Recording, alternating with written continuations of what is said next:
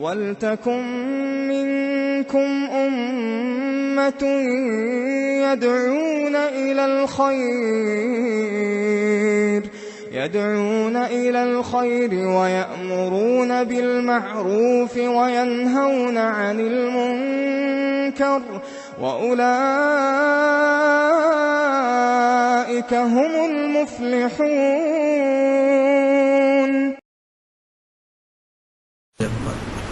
سوال ہے کہ اگر بیماری کی وجہ سے بار بار پیشاب کے قطرے بدن پہ لگتے ہوں اور وضو ٹوٹتا ہو تو کیا کیا جائے؟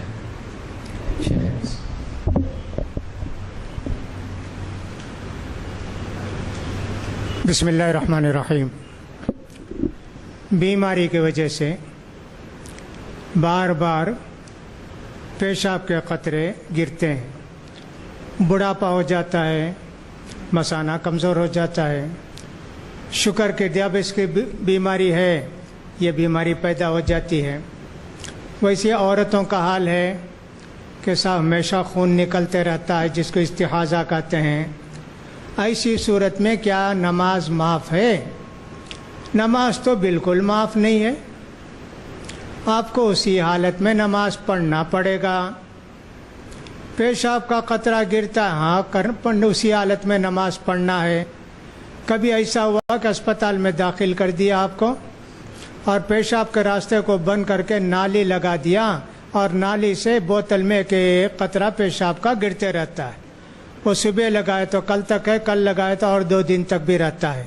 کیا اتنے وقت کی نماز معاف ہو جاتی ہے؟ نہیں معاف ہوتی، آپ کو نماز پڑھنا ہی ہے۔ البتہ آپ یوں کریں کہ پیشاب کے قطرے ٹپکتے ہیں، لنگوٹ باندھیں، پیشاب کی جگہ کوئی ایسی چیز رکھ لیں کہ پیشاب اسی میں گرے، مسجد وغیرہ میں، راستے میں، گھر میں نہ گرے۔ یہ ایک احتیاطی تدبیر ہے۔ دوسری تدبیر یہ ہے کہ آپ جب نماز کا وقت آیا اس کپڑے کو ہٹا کر دھو کر اپنی شرمگاہ کو وضو کریں، پھر نماز شروع کریں۔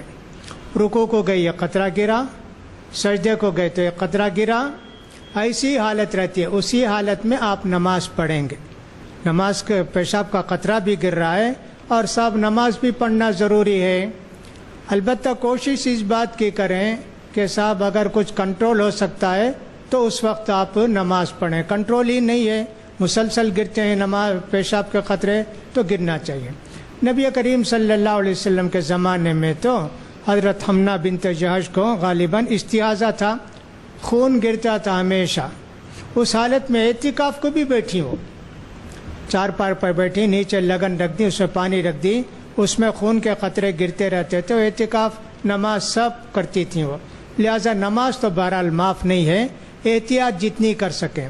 اگر طاقت ہے آپ کو کہ رکوع کو گئے وضو ٹوٹ گیا، پھر آ کے آپ وضو کریں، شرمگاہ کو دھو کے اس کپڑے کو بدل کے پھر بھی کرتے ہیں تو اب طاقت نہیں ہے۔ فاتقوا اللہ ما استطعتم، جتنا ہو سکے اللہ سے ڈر کر زندگی گزارو۔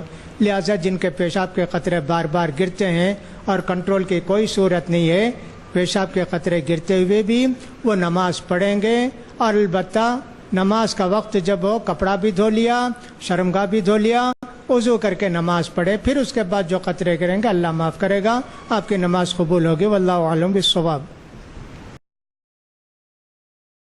سبحان اللہ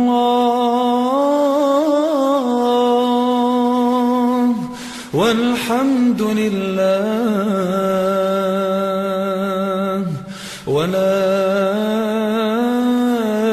الہ الا اللہ واللہ اکبر۔ سبحان اللہ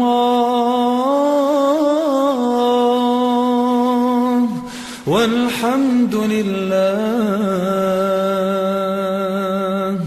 ولا الہ الا اللہ